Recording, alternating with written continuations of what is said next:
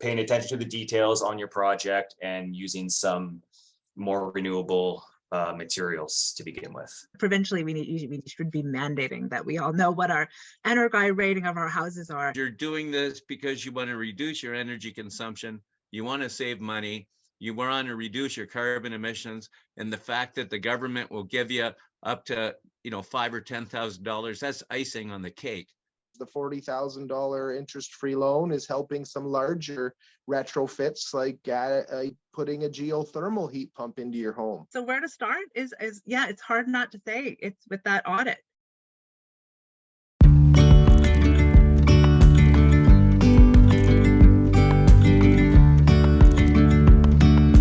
Yeah, hello everybody to tonight's session of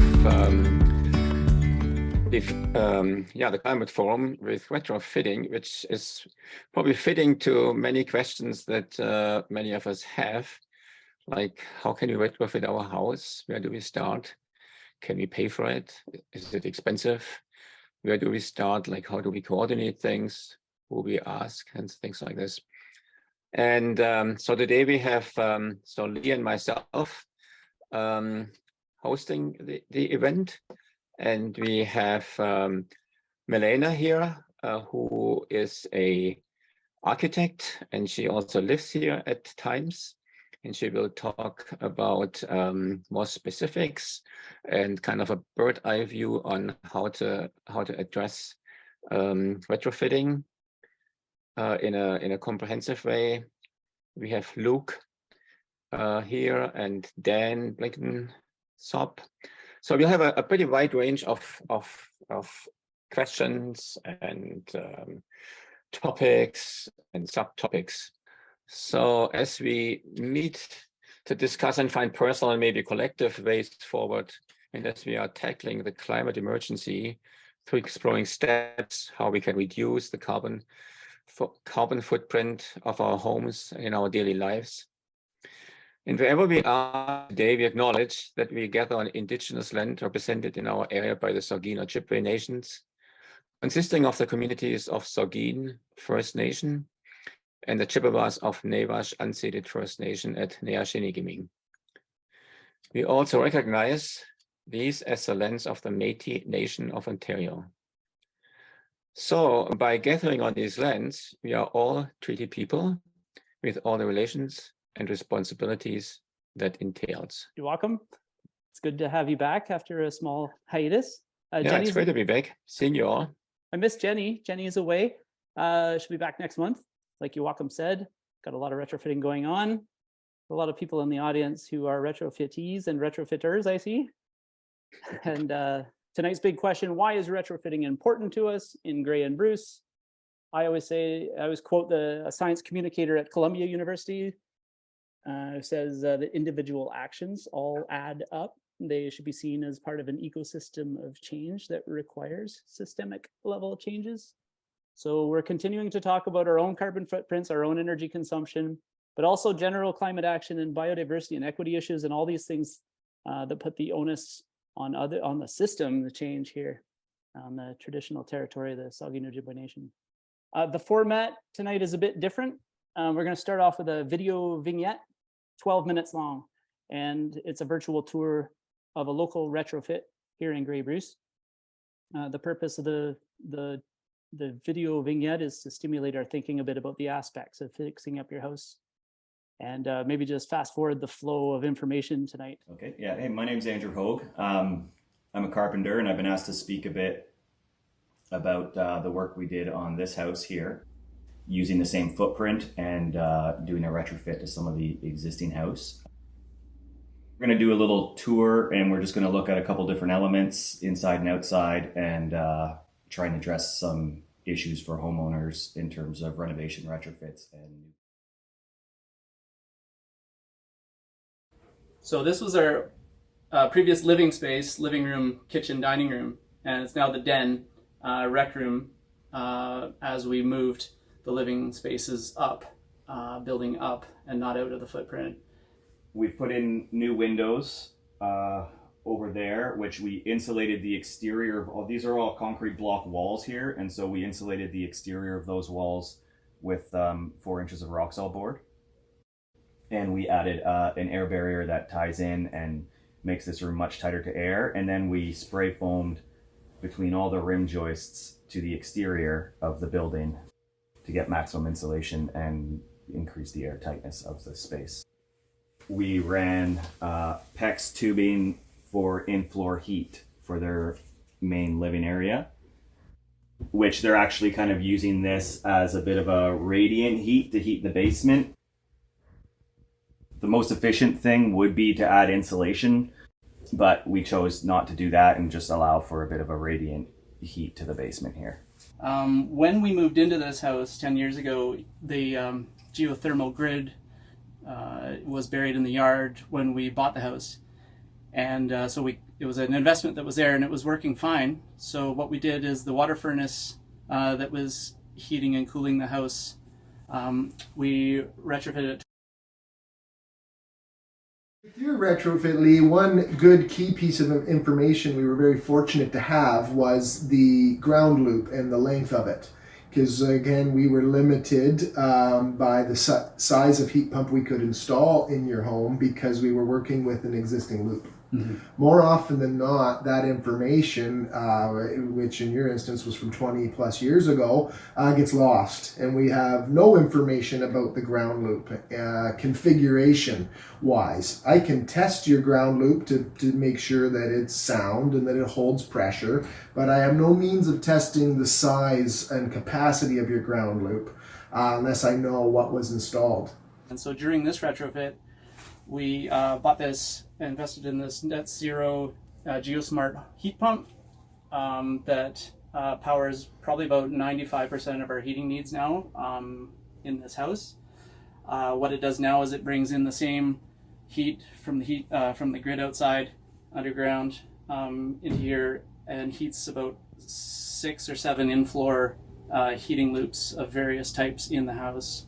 Why would you retrofit your home with a heat pump? A couple of reasons. First and foremost is energy reduction, which equates to lower utility bills. The more heat you can get out of your heat pump, which would be the most efficient way to heat your home, the more you're going to save. Heat pumps come with an added bonus of air conditioning. So if you're considering upgrading your current fossil fuel based furnace, you're going to get the added bonus of air conditioning. And also it's going to reduce the use of carbon. So there's always the green aspect: comfort, cost reduction, carbon reduction.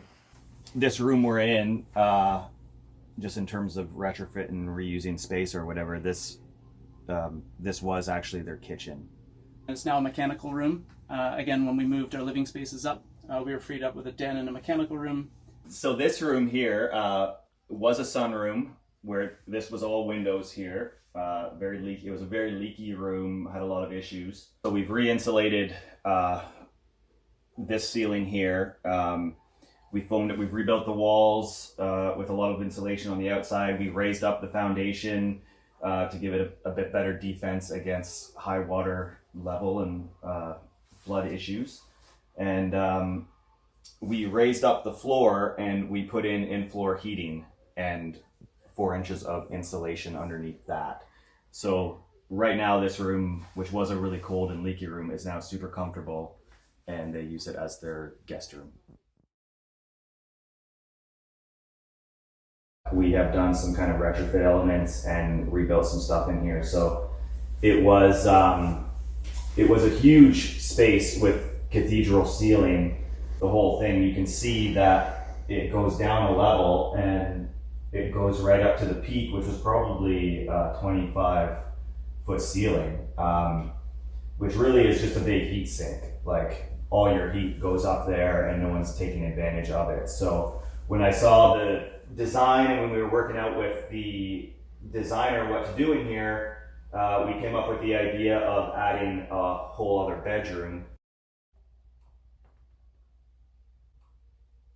So this is one example where there's existing loops heating the house, heating the space. It used to heat the cathedral ceiling, essentially. Now this one here is on a loop that runs between joists. Down there is a loop that is encased in concrete and holds heat a bit better.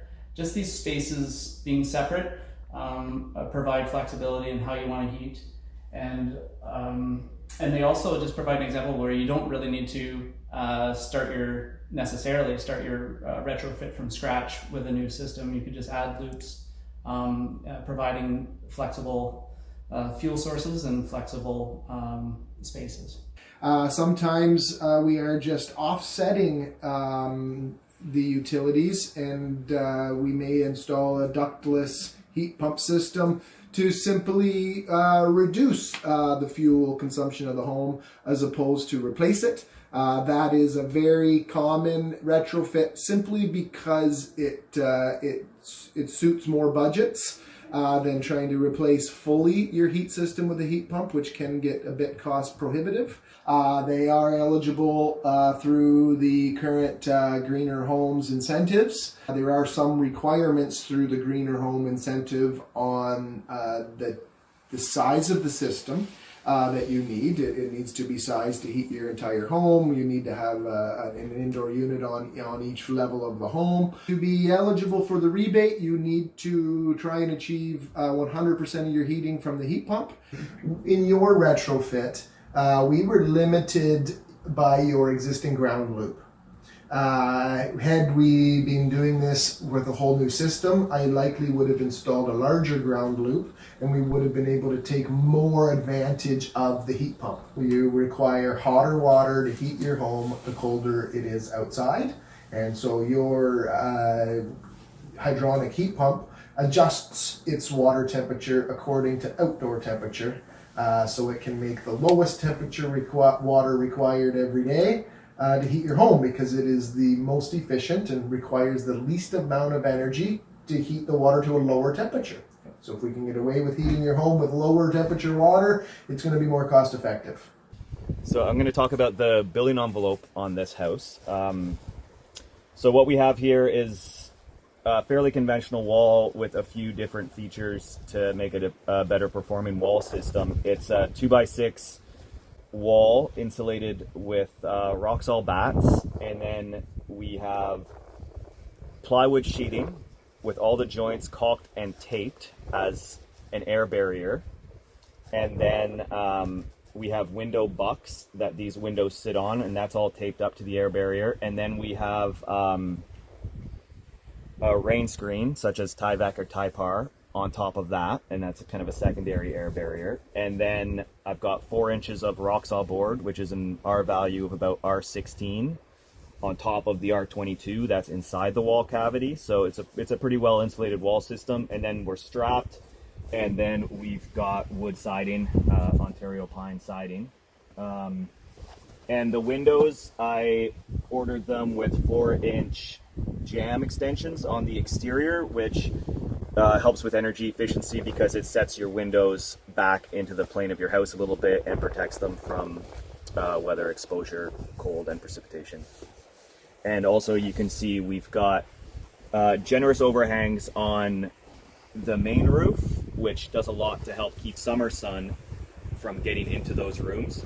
And then we've got overhangs around the whole house, even on this floor, which architecturally breaks it up and also serves the purpose of blocking that hot summer sun, but still allowing the lower winter sun. If you were looking at really where you can have energy savings, I would say putting some focus into the air tightness of your building envelope, even over adding insulation, would make a big difference. So that would be things like, you lose a lot of air through electrical outlets and switches and stuff like that going into your walls, the rim joists at the floor, like we said, windows, they're leaky and not sealed properly. So there's a lot of different places you can look at, add some caulking. You can always add insulation board to the outside of your house, but that's going to mean maybe you're removing the existing siding, which if you can't salvage it, there is a footprint there that ends up being quite a bit of waste. And you're going to end up having to reside your house, but it gives you a chance to really create a nice tight air barrier on your house, so you're not losing the hot air that you're heating. And then the other option would be going to the inside of your house and either adding insulation to the existing walls and then adding some furring, or maybe even just framing new 2x4 walls in front of what's there and adding maybe a new vapor barrier layer that would kind of function as an air barrier as well.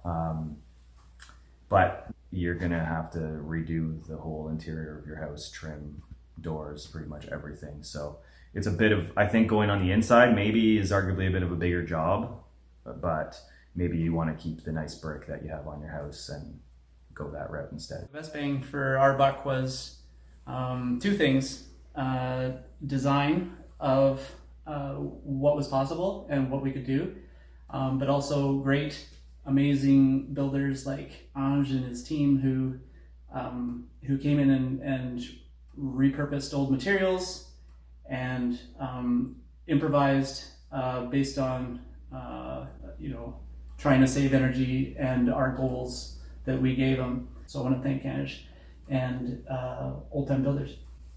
Thank you very much, Lee. Glad it turned out well. The chat box, Luke, you're here. I'll ask you a quick one. The retrofit, the green energy grant. There were some changes. What's going on with that? Yeah, so the green energy incentive is evolving. It was facilitated, it has been for the last, I suppose, almost a year through Enercan.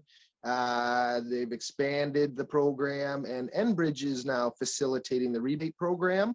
A few nice changes, even since we recently filmed that video. They're expanding it to not required, you are no longer required to heat your whole home. There's kind of a tiered program of rebates. If you are going to supplement your home's energy use, you will receive a smaller grant, as opposed to where they were mandating full heating before. So steps in the right direction. The program Greener Homes Incentive has done nothing but grow. It started with a up to 5,000 incentive. It's now through the Enbridge, it's up to 10,000. It's a tiered program where you're not mandated to do the full retrofit. They added a $40,000 interest-free loan, which is incentivizing some of these larger retrofits.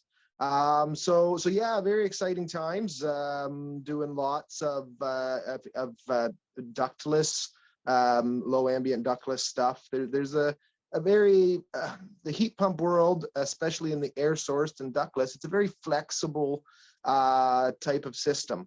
You can do standard temp heat pumps. They now have heat pumps that run efficiently down to -30. They are available in ducted units that would replace, say, your forced air furnace. They have ductless units, which have wall mounted or floor mounted. So it's a very flexible program. We can at the very least supplement the energy use of any home with a ductless system, and ground source like yours. The $40,000 interest-free loan is helping some larger retrofits, like putting a geothermal heat pump into your home, which does have a bit more capital investment than, say, an air sourced. But certainly for larger homes that have a larger energy consumption, where air sourced heat pumps maybe not be able to meet that need, geothermal is certainly what we would look at. And this incentive is, especially with that loan and now upping the incentive, it's helping with geothermal as well. Yeah. So you mentioned the loan, interest-free loan. There's a question from the chat.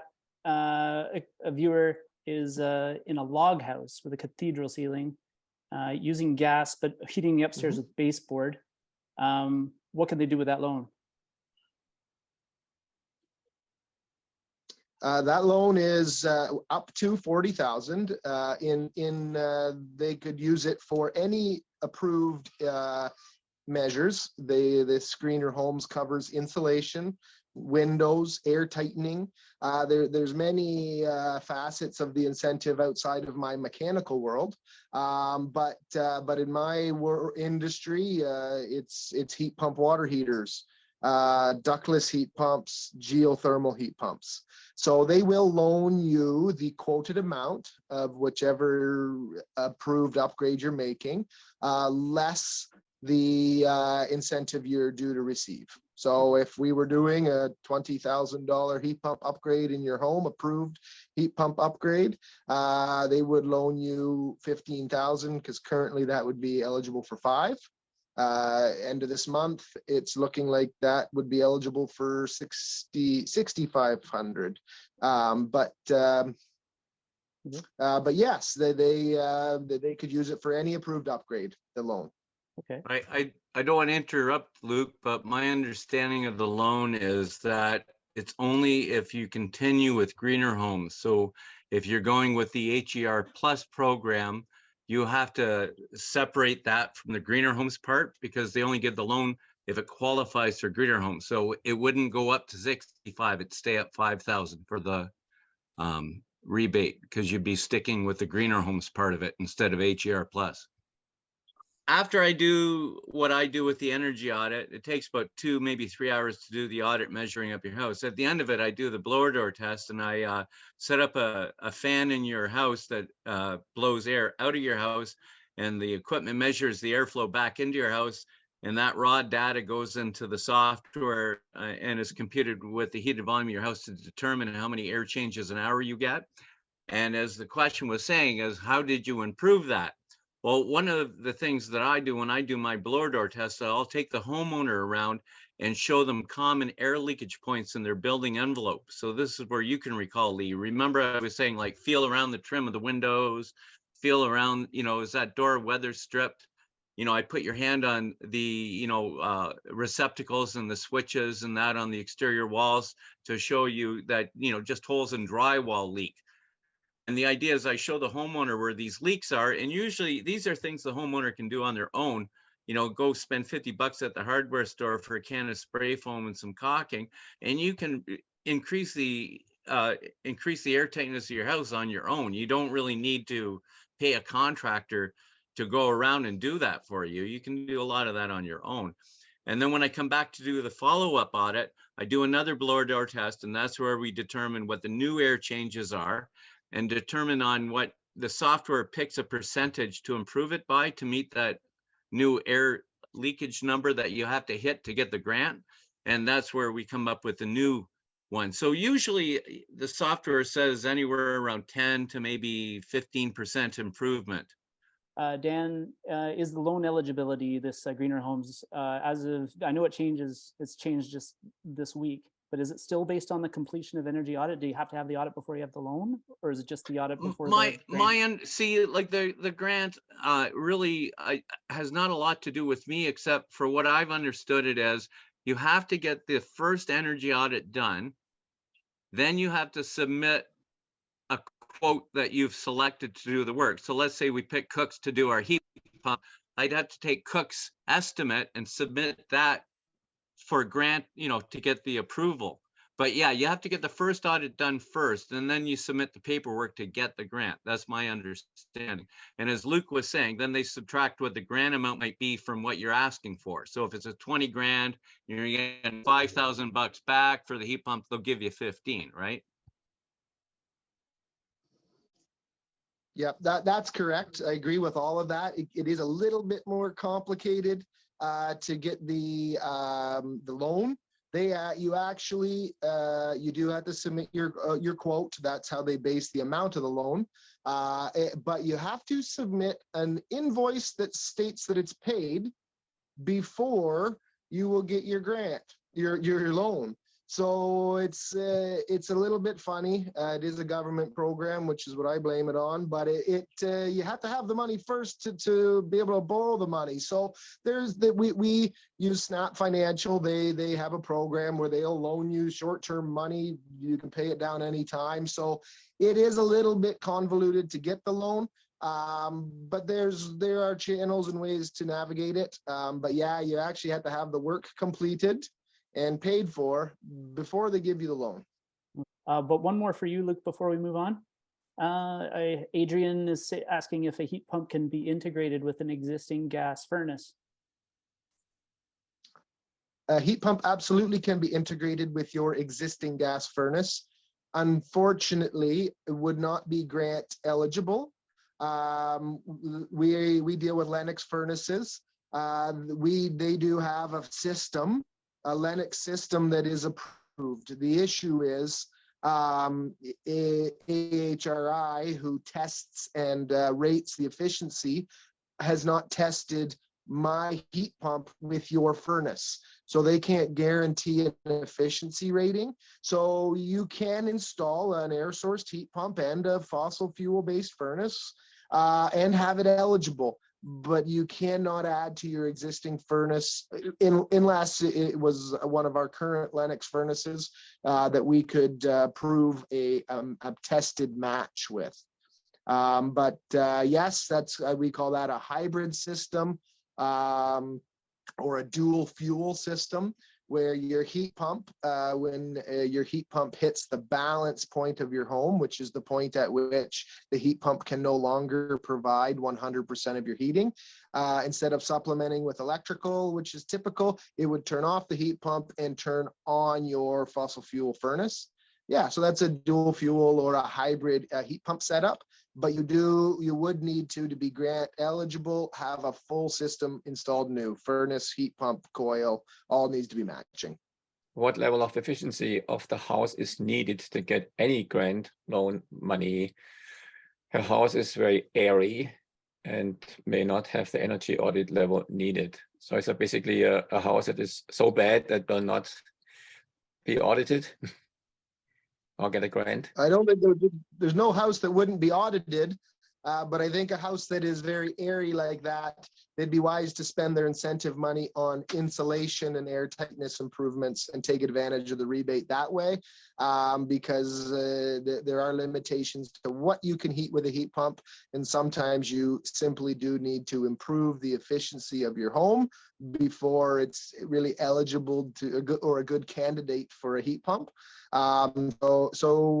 Certainly, I'm sure Dan would agree. He would do an audit on any home.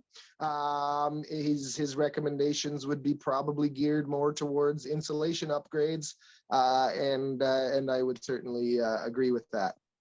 And I'll interject here that Luke's right. When I do your audit, I make a upgrade recommendation report, and I have to prioritize what I think you should do first, second, third. And usually I look at insulation first. If you have an uninsulated basement, if your attic has only like 3 inches, I put those first. And then I work on air sealing. So new windows, new doors, air sealing. Because if you improve that, that's going to change the energy load of your house. And when Luke has to show up and do a design heat load, it makes a difference if there's insulation in your basement or if there's not, because you're going to have to get a bigger sized unit to heat that house because you're spending a lot of your energy melting snow in the wintertime. Right, Luke? Absolutely. Yep, agreed. Often money spent on insulation is always money well spent. So Rebecca's asking, she's also has an older house, likely like the log house, an old stone building, plaster and lathe, having thick stone walls. It'd be difficult to seal from the outside. And maybe Andrew, if you're here, I can answer that. Yeah, Dan. Yeah, go ahead. When you're talking about solid buildings with a solid building envelope, whether they're like 24-inch stone or a double bricked house, your best, it's terrible, but you gotta gut that house. You gotta get down from the inside to the inside stone walls. Then you'll have to like restud it with 2x4s, because you have to put a moisture barrier between that and the inside of the house. Like you can't just drill and fill with blown cellulose, because all that chewed up paper is going to absorb all the moisture and turn into black mold. So when you have a solid structure like a stone wall or double bricked or triple bricked house, you need to gut it from the inside. And the best thing to do is use spray foam, because then you're putting a vapor barrier on because it's wet plastic, right? But unfortunately, those are big jobs, man. Like you can't live in your house while you're renovating because you're gutting it, right? And a question for Andrew. Thanks, Andrew, for coming in to the conversation. Yes, Lee. The second half of that is, are there, like you were talking about, keeping the outside if you have a beautiful exterior, and work maybe focusing on the interior to get your building envelope up. If you're looking for what seems like Rebecca seems like she would be looking for the cheap or the more less intrusive way to seal up the walls and keep vintage plaster walls. Do you have any advice for her? Well, yeah, it sounds like she wants to keep the inside. It sounded like Dan was talking about tearing out the interior stuff and spray foaming the stone. She's trying to keep that interior plaster intact. Then I think she'd be looking to insulate the outside of those walls. Something maybe, you know, I'm a proponent of the rock salt board. I think it's a good product because it doesn't trap moisture in the wall assembly. So maybe she did something like 4 or 6 inches of rock salt board and strapped it out and sided the exterior of the house. And then she could put an air barrier in front of that insulation, and she can achieve her goals that way and maintain the interior look of the house as well. That was a good segue question, because Uwalcom has an older, Yes. just like the two questions, Uwalcom has an older home. Okay, so this is our house. We bought it in 1998. It's a double brick house with stucco on it, and there's a front porch which was rock. It's rock, and we made it into a front room. We put an addition to it on the south, so we get some passive solar. We put new windows in 98, a new boiler for radiant heat, some inflow heat, and some baseboard heat with hot water. And we spray foamed the attic for installation. That's the main thing. So this is kind of looking to the entrance area. We put a breezeway there, so it's not as breezy. So it's double brick. That's the south, where we get the passive solar in the winter.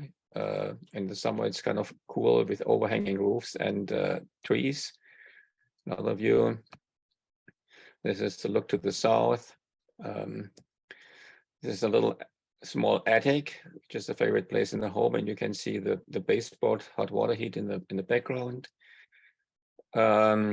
This is the second floor, and we are planning to change this door on the left to put this to right where the window is. This is the basement where I'm sitting right now, and this is the boiler, which is now almost 25 years old and at its end of its life. So that is a big question, because we have to make a decision what we do. Do we put another gas boiler in or something different? Because we really would like to get out of gas, fossil fuel if possible. So where do we start? Insulating, oops, what happened here? Sorry. Something happened. Anyway, something happened to my presentation here. Oh, here we are. So the question is, do we insulate the walls? Do we go fully electric, replace the old boiler with an electric boiler and or heat pump? Is there anything like electric hot water, radiant heat? Get induction stove, replace the windows that are 25 years old with triple pane windows, and or install solar voltaic with net metering, which would offset some of the use of electric power. So these are kind of basic questions, and the thought was possibly to insulate the house from the outside.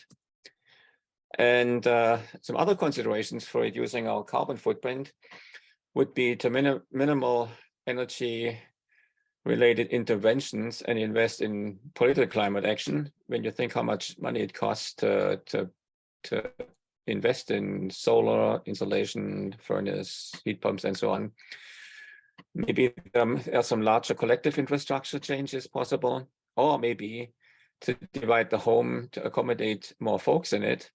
So if there are twice as many people, then our footprint would be half as much per person. I want to introduce Melana Jenzen, and we can talk about my home later on, and maybe Melana will touch on it a little bit. So Melana is a Georgian Bluffs taxpayer, pays money here, though more of a seasonal resident. Along with her partner John, they own a property along Gray Road 1 near Big Bay. I often bicycle there. It's a beautiful place. Melana is a practicing architect who specializes in energy efficient housing and has spent time advocating and serving on various green initiatives over the years, including Project Neutral. Some of you might know Project Neutral, doing a personal carbon footprint. Anyway, thanks very much for Melana coming and speaking to us, and it's all yours now. Well, thank you very much. Now I can relate to a lot of what you said, Joachim. The idea of adding more people to your house is something I think about often. It's, you know, happens quite frequently in Toronto, where I spend a lot of my time, and we have, you know, at least 3 other people living in apartments in our house, and I always feel like that helps me out quite a bit. When I do that calculation, I get to just hive off some of those numbers. It doesn't put me off the hook, of course. There's always more to do, but yeah, so great to be here, and I have a deep love of Grey County and Georgian Bluffs and these kinds of groups.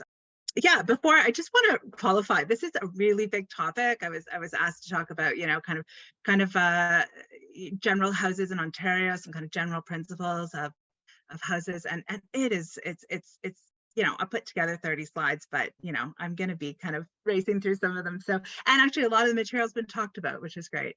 So yeah, I'm kind of trying to put together a bit of a home retrofitting roadmap, and thinking about it as a kit of parts, so that, you know, rather than speaking about kind of common housing types we have in Ontario, maybe it's more useful to talk about the common parts attributed to the houses we each have. So we each have foundations, but there are several kinds of those in Ontario, same with floors and walls and roofs. So there are parts of the envelope, and then there are parts of the systems. So what to retrofit first? We've talked about some of this already. So, you know, definitely starting with that energy audit and going for those grants, and the interest-free loan is just a no-brainer as far as I'm concerned. And so, yeah, getting that retrofit gives you that low-hanging fruit to start with, and that's always going to be there. The leaks, the infiltration, sealing it up, stuff you can do yourself. And then easy installation, like if you've got an attic, blowing it in. Upgrades to lighting and plumbing, and some mechanical systems can be very, very easy, and a really easy, straightforward start, along with behavioral changes like, you know, turning off your lights and reducing your showers and such. Yeah, and the big thing is what happens after that low-hanging fruit. So space heating is still that big number that we're reporting here in Canada. So Natural Resources Canada updates these numbers, and that's the big one, followed by water heating and appliances. So we need to insulate our homes and reduce that infiltration, and that's what you're going to hear kind of over and over again, followed by electrification. So just zooming in on those parts of the envelope, I'm going to go through some types of each of those pieces.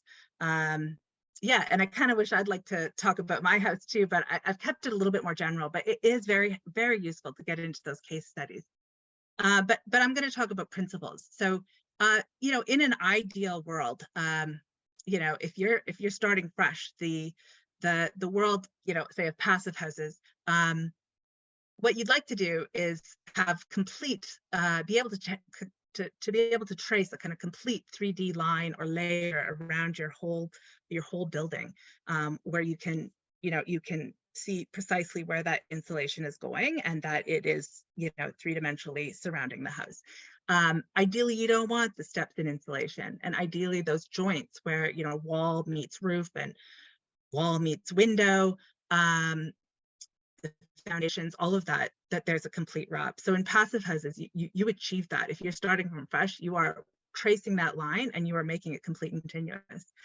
Same thing holds for the airtight envelope. So you want to know where your where your air tightness is. Where is it? Is it in your vapor barrier? That's not the greatest place. Is it where your sheathing is? Your sheathing taped and complete? Where does it meet the window? Is it taped to your window? You need to know where your air barrier is on your window, your walls, your roof. This is in the ideal world, and we have to make concessions when we're retrofitting. But that's what if we could achieve perfection, that's where we would be heading. Yeah, so foundations. So we have, generally 3 kinds of foundations in Ontario. We've got basement, slab on grade, and raised foundations. So the image on the left is a passive house slab on grade. That is a very common construction type in passive house because of the technology of floating slabs and really getting thick insulation that wraps that whole slab and basically floats it on a bed of gravel. That is not a retrofit situation, but it's good to know. So in a slab, you're retrofitting a slab is difficult. You got to do it on the side, on the top, or on the bottom. Doing it on the bottom is hard. You got to break the slab out. Doing it on the side has limitations. Here, you might put a skirt in, that could help you out. But doing it on top has some real benefits. It's easy to install. You might have to reinstall a kitchen and that kind of thing, but it has some possibility. Crawl spaces, very common in sort of second homes across Ontario. Big old vented spaces that with floors that are insulated and bad insulation dripping down. That is a cold floor. So the first thing with a crawl space is taking away the venting, simply moving to an unheated space. So that's basically an unvented crawl space. Needs to be insulated, air sealed, and dehumidified. And it needs to start from that ground and go up. You need to consider it like any other conditioned space of the house. And so it needs to be done correctly with the correct barriers, and it needs to be complete and continuous. A lot of people were retrofitting their basements in sort of the 80s and 90s when people were realizing they had to tighten up their house. I'm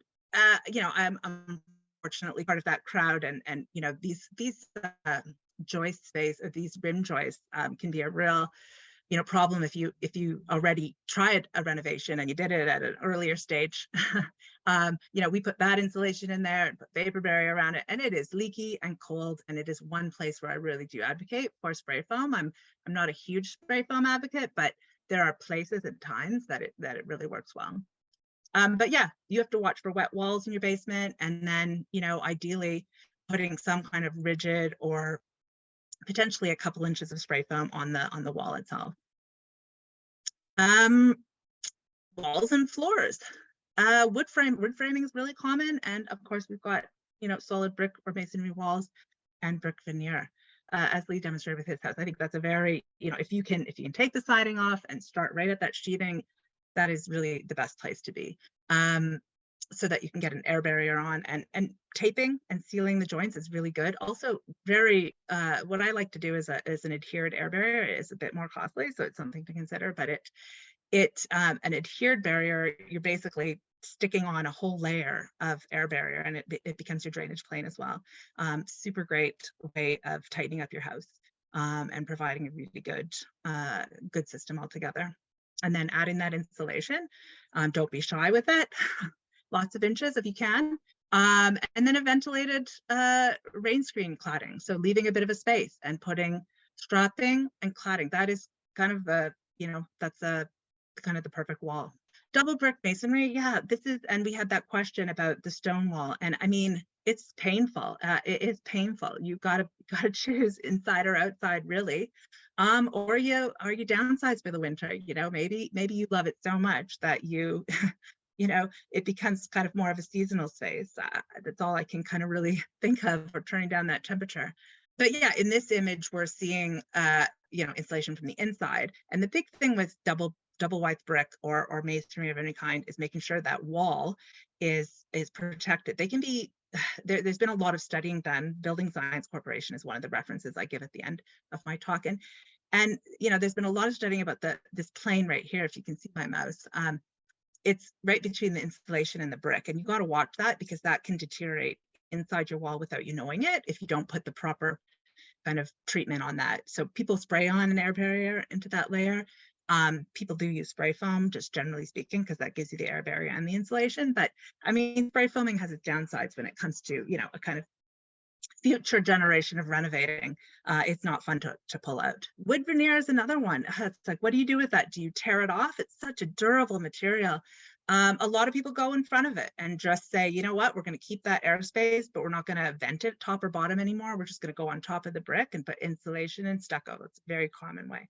Other people build secondary walls inside. What you can do is keep your wall the way it is, the 2x6 wall, put your air barrier right after that, and then another wall that becomes your cavity wall for all your running all your wiring and stuff, so that you don't have any penetrations into that first wall. That's a, you know, you lose some space, but you gain in durability and airtightness.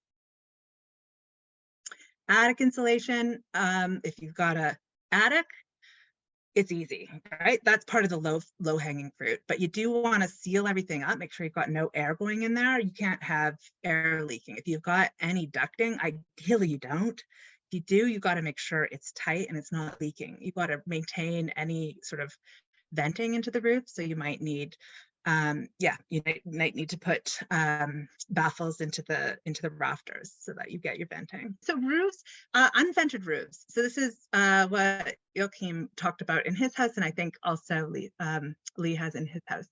So you know, insulating the rafters, and then even over insulation in the next round when you need to put new shingles on, so you can get a really good solid roof that way. I was going to talk about the woes of spray foam. As you can see, it's not a very easy thing to then pull out later.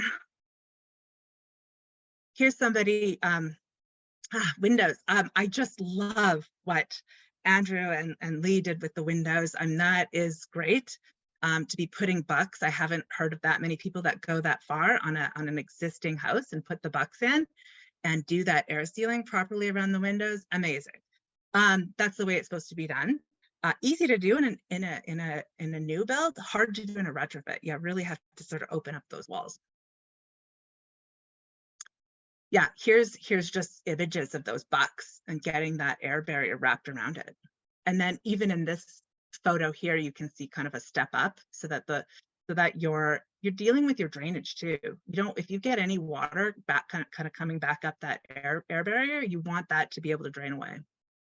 You're just being generous with that step, that installation. And then the parts of the systems. So a lot has been talked about with cooks and all of the heat pumps so far, but that's the name of the game, heat pumps.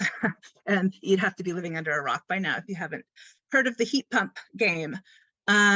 Heat pump water heaters, ground source heat pumps, air source heat pumps.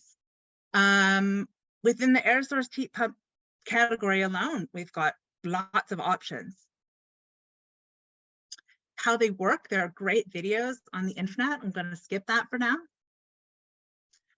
And yeah, so if you've got a hydronically sourced house, that means if you've got radiators, got in-floor heat, there are the air to water sourced systems that you can do. So we've got a heat pump on the outside, you've got a tank, and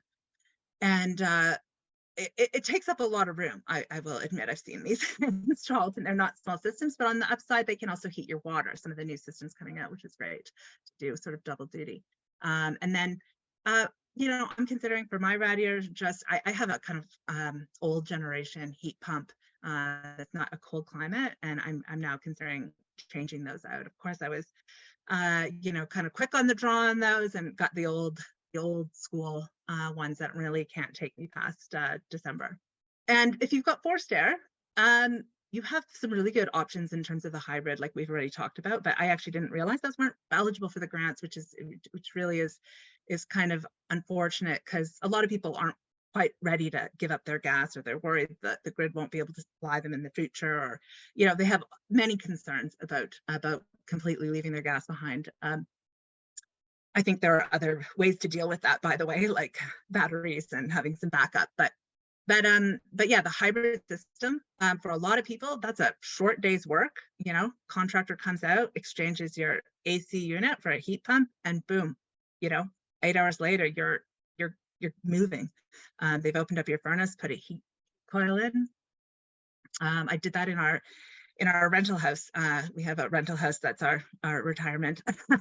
And we actually won a heat pump in a draw, which was kind of fantastic news, and it's working like a charm. Yeah, other systems, water heating and plumbing. There's lots of things you can do there. Moving to electric, hot water recovery pipes, on-demand energy, lots of stuff there.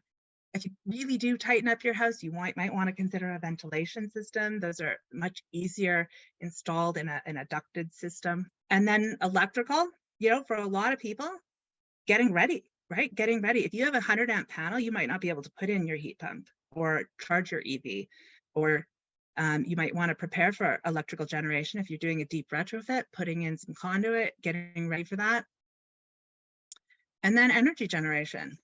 These are the things we've been doing. So we got in on the microfit years ago, but those panels are old now. They're not super efficient. I would love to upgrade them when the time comes.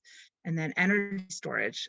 We have a pilot project in our basement rental apartment that gets us off some of the peak energy. So our when we're the kitchens are running off that. So if we do have a power outage, we can still have the kitchens running and have our tenants not yelling at us.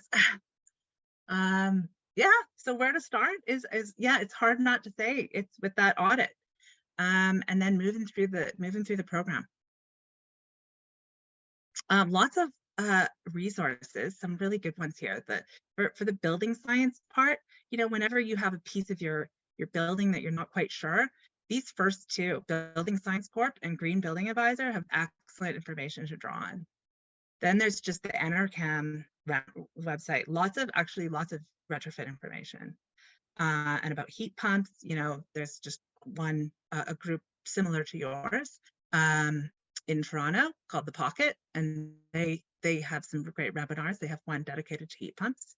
And then Sustainable Technologies Evaluation Program. This is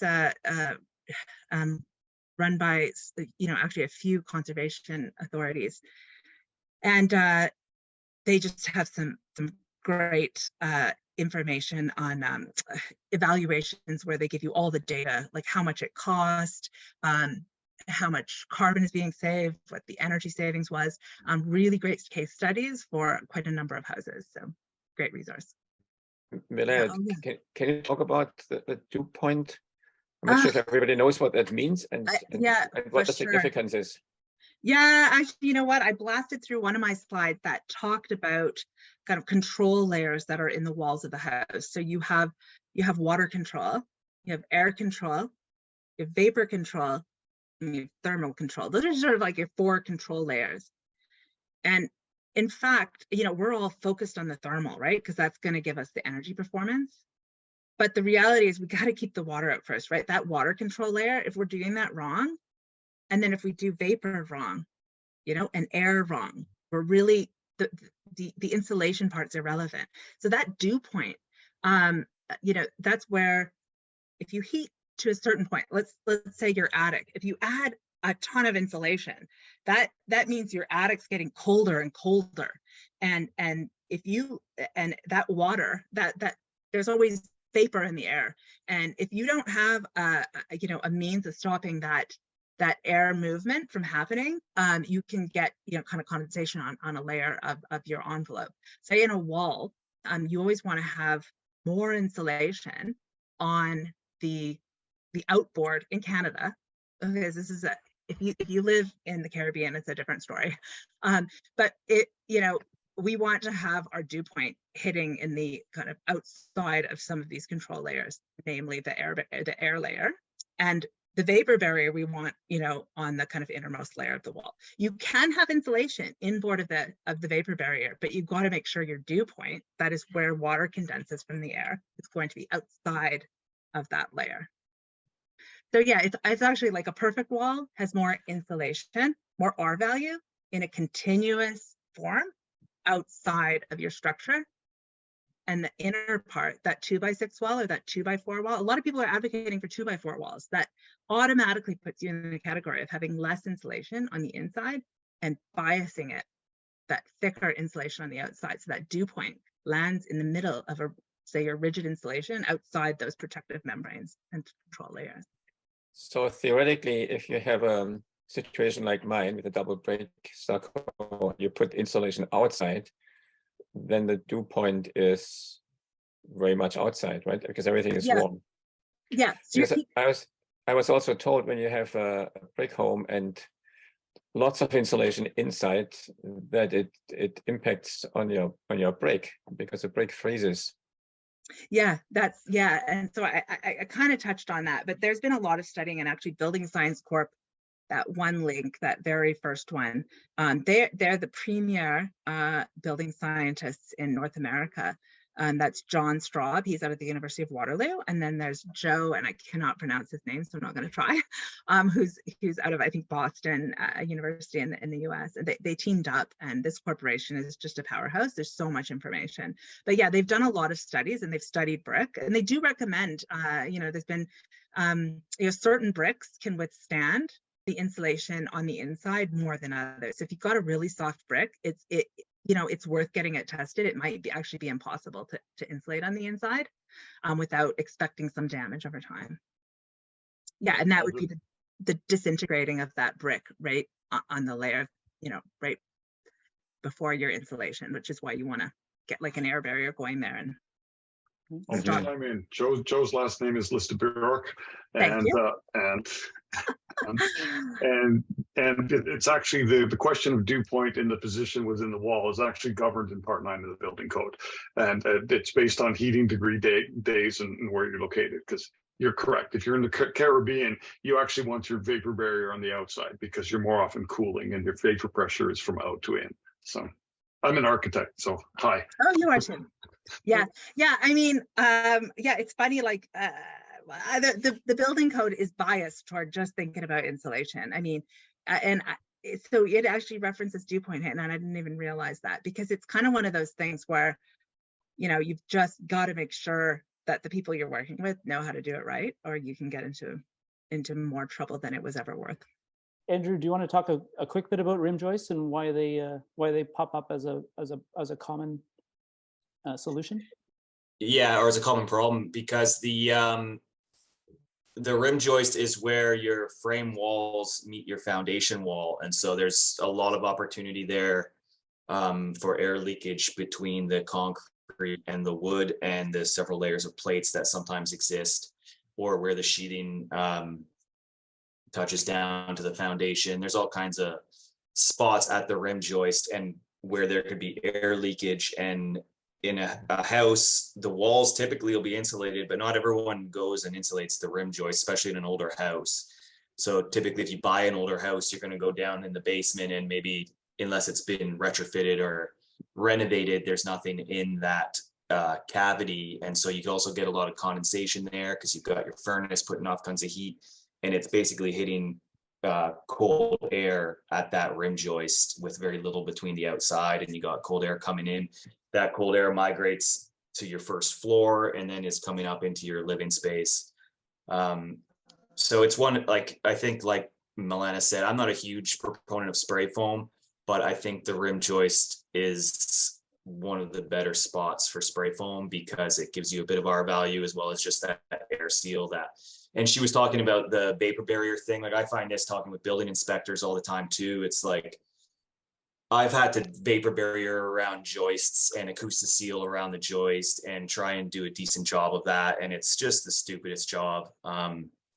So it's difficult to achieve good results there. And really that's where, if you have insulation, if you're building new, you have enough insulation outside of that rim joist, you don't have to worry about that dew point there, and you don't have to worry about a vapor barrier necessarily inside that area. But in most situations, you do have to worry about it. And so what I like to do is spray foam the rim joist, if nothing else, in the house, and have that be able to tie in with my vapor barrier, touching that spray foam to create a continuous vapor barrier on the interior.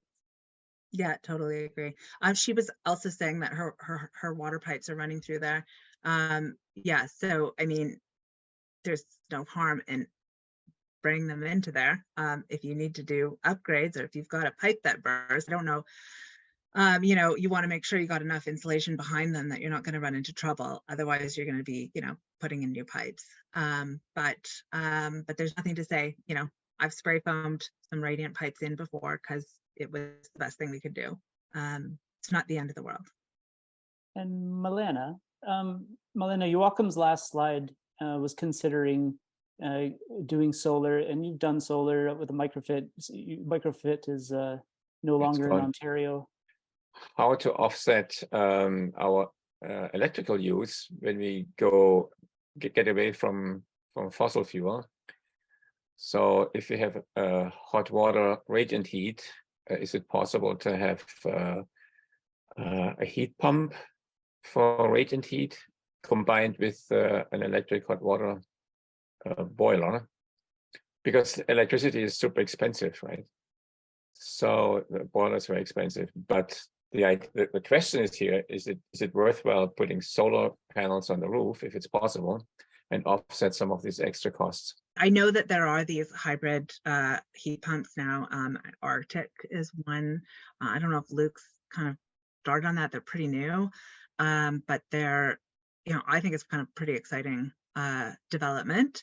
And you might not be able to offset everything. You know, hopefully our government's gonna, you know, get more clean energy going, and you know, that's a whole nother conversation. But yeah, I mean, your own energy, I think, you know, the idea of getting, you know, having a battery that also buffers your energy use, so you can get off of high, you know, high cost electricity, basically. You know, if you store your electricity at night in your battery and use that during your high peak hours, that's going to offset your costs. I mean, those are currently quite expensive systems.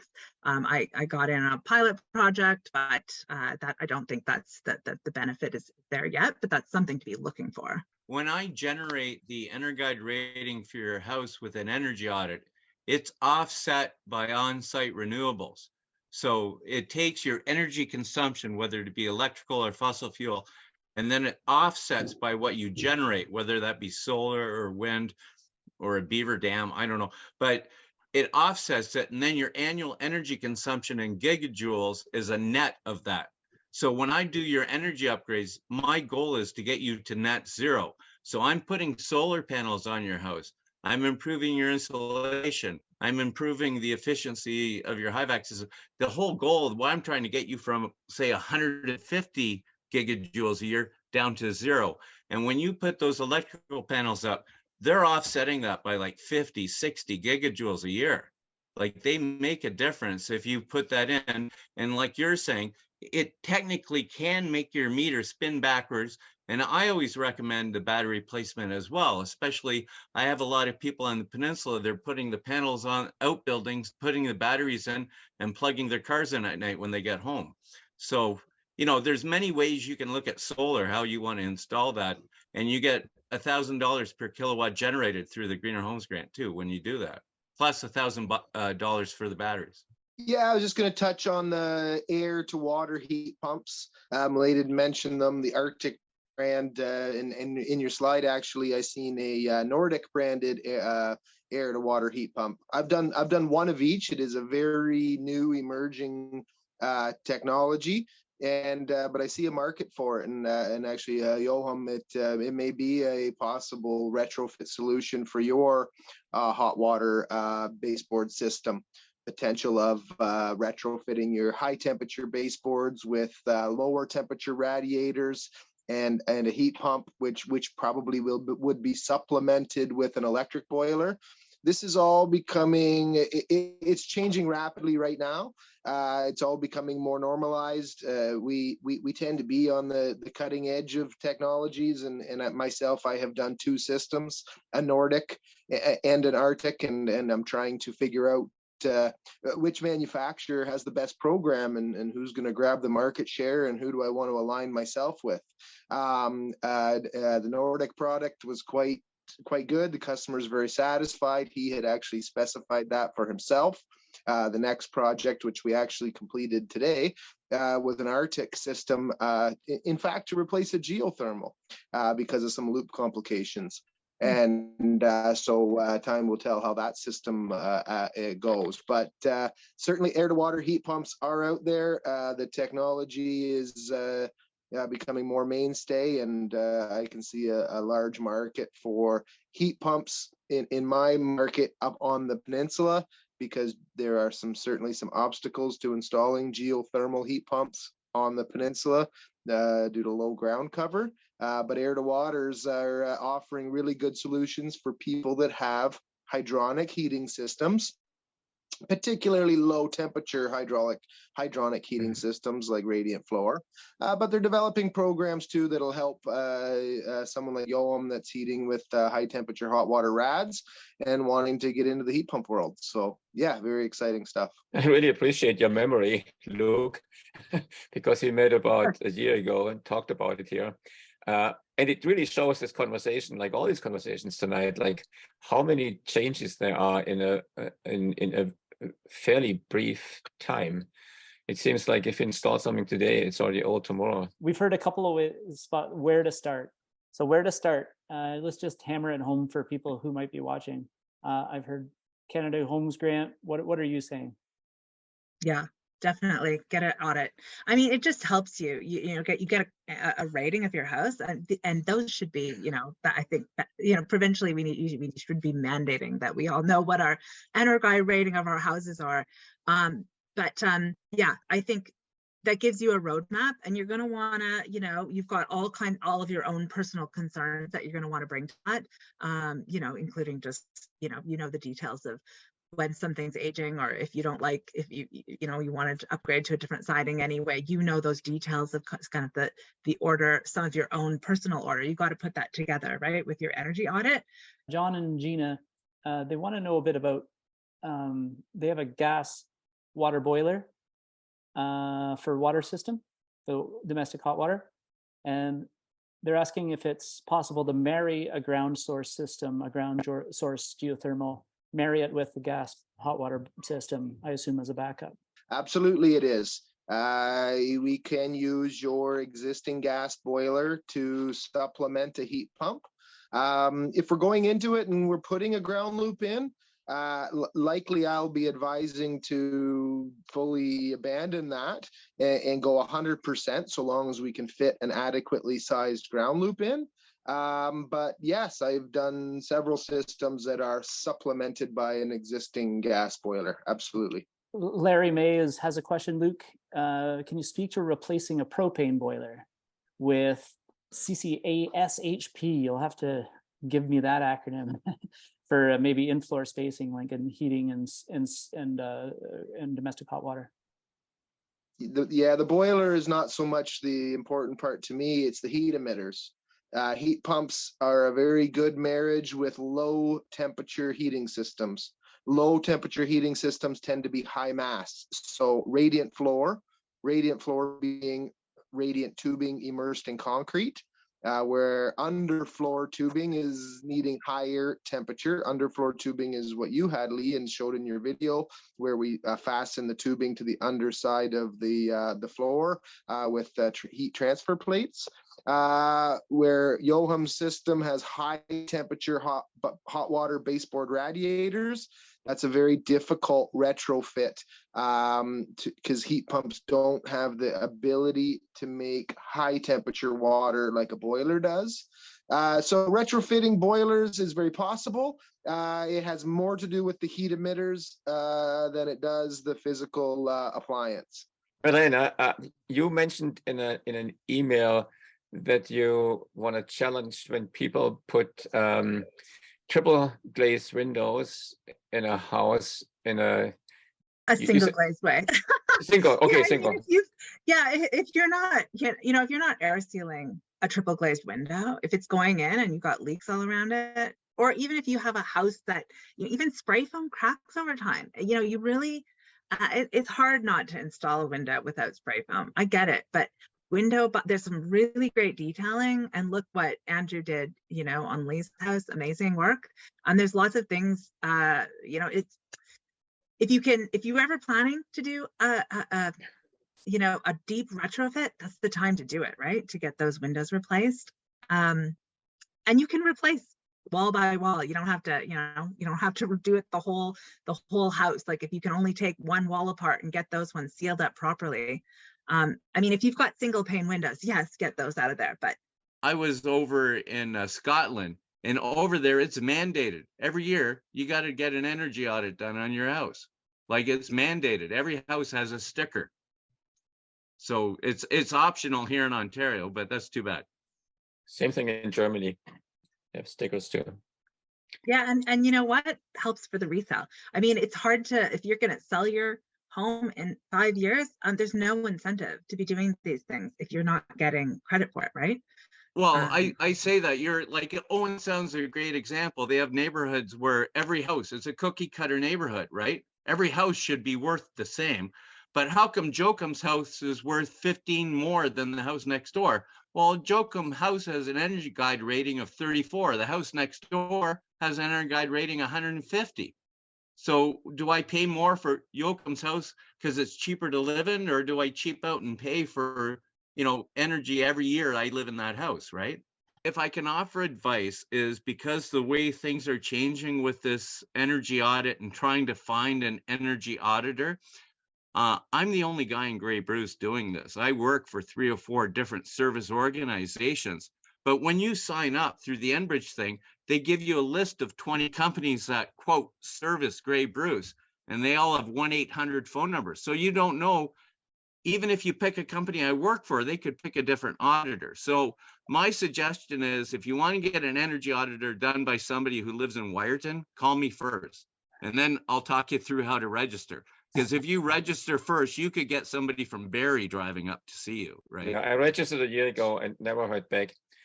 That's right. But before That's we right. close You gotta get in touch with Dan for sure. I will tomorrow. My other question was, some around here, lots of people my age, retired people, live in big houses.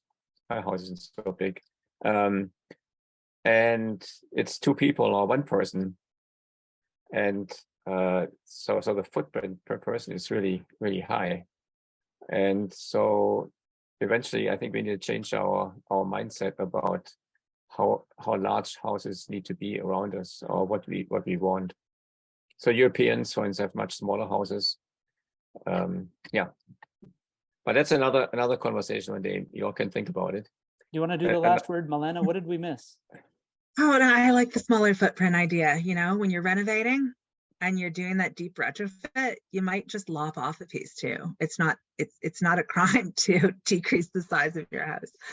In fact, I frequently tell people, let's actually just get rid of that. You're going to get more light deeper into the house. Do you really need that space? That's one thing. Second is that the greener homes grant of 10,000 now. It's just a no-brainer. Like, you can get, an on-demand hot water heater, just boom, it's yours. There's money to be had, and it's exciting. It's exciting to see this, and I just hope that everybody's taking advantage of it. And Dan, what's one thing we missed? I'm blown away. This was a fantastic presentation. I actually learned a whole bunch of stuff, especially with the solid building types and the vapor and moisture barriers. But yeah, the grants are, like Melana said, is no brainer. I mean, if you're going to do this, why not cash in on getting some sort of incentive to do it? My view on it is, you're doing this because you want to reduce your energy consumption, you want to save money, you want to reduce your carbon emissions, and the fact that the government will give you up to $5,000 or $10,000, that's icing on the cake, right? Mm-hmm. Your cake is every year you're going to spend less money heating your house, and you're going to reduce your carbon emissions that many tons every year. The fact that you can get some money to help you do it, that's what it's all about. Andrew, you've done a lot of jobs for yourself and for Evolve Builders. Are there any tricks that people have done that have been like really good low-hanging fruit?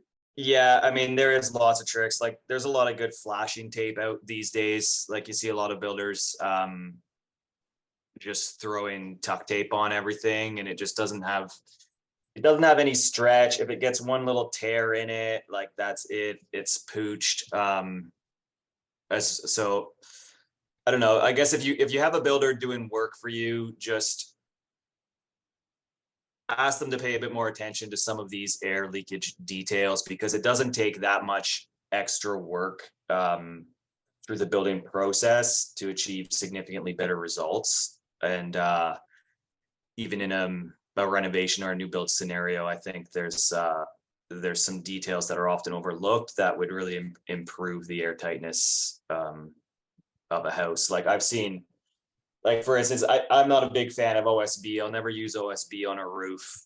I don't even like to use it on walls. I've seen it, as soon as it gets wet, it just explodes. The moisture just deteriorates in no time. So I'm always using plywood sheathing on the walls, stuff like that. It costs more money, you know, but if you're broke, you're probably not doing a renovation or building a new house anyway. So you might as well buy plywood instead of OSB. And then I've seen, like, you know, Typar on a wall, and then where you've got a line of tuck tape and you've had leakage come in around the windows, right where that tuck tape was sitting against the OSB, it's just completely rotten out, because that Tyvek can no longer release any moisture vapor through that area of the wall where it's all taped up. So I don't know, there's all these kinds of details where it's like, you know, you could say every, you know, building is a system. People just slap up a wall, slap up Tyvek, tape it all with tuck tape, throw an inch of foam on it, and they're done. But